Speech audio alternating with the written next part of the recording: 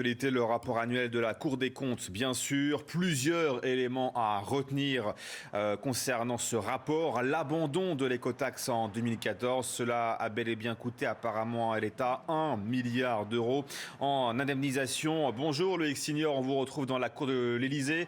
Vous avez assisté au Conseil des ministres et tout à l'heure, Ségolène Royal a réagi, Loïc.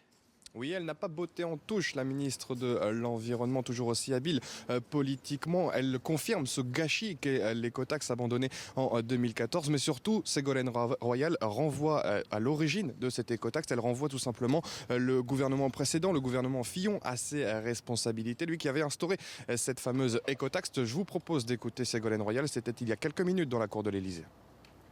Le gouvernement Fillon avait imaginé un système où tous les ans, une entreprise privée italienne, Ecomove, se mettait dans la poche 220 millions d'euros pour le fonctionnement d'Ecomove, même si Ecomove n'avait pas de rendement. C'est-à-dire, de toute façon, le contribuable devait 220 millions à cette entreprise privée. On n'avait jamais vu en France une sous-traitance à une entreprise privée d'un prélèvement fiscal ou parafiscal.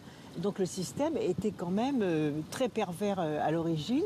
Et je rappelle que ce système avait été mis en place entre les deux tours de l'élection présidentielle en 2012 par le gouvernement de François Fillon de façon précipitée. Ségolène Royal qui préfère répondre sur le fonctionnement de cette écotaxe avec cette société privée italienne Ecomove, mais ne revient pas sur la responsabilité du gouvernement. Selon elle, des mesures ont été prises par le gouvernement actuel pour que ce gâchis ne se reproduise pas. Mais elle oublie forcément de dire qu'en 2014, Ségolène Royal avait rejeté toutes les propositions, notamment de députés, des propositions alternatives à cette écotaxe, et qu'elle voulait qu'elle soit mise en œuvre le plus rapidement. Et c'est d'ailleurs ce que déplore la Cour des comptes dans son rapport annuel. Ségolène Royal et Jean-Marc Ayrault sont clairement identifiés par Didier Migaud et les sages de la Cour des comptes. Merci beaucoup Loïc Signor avec les images de Léa Doplé qui vous accompagne pour iTélé.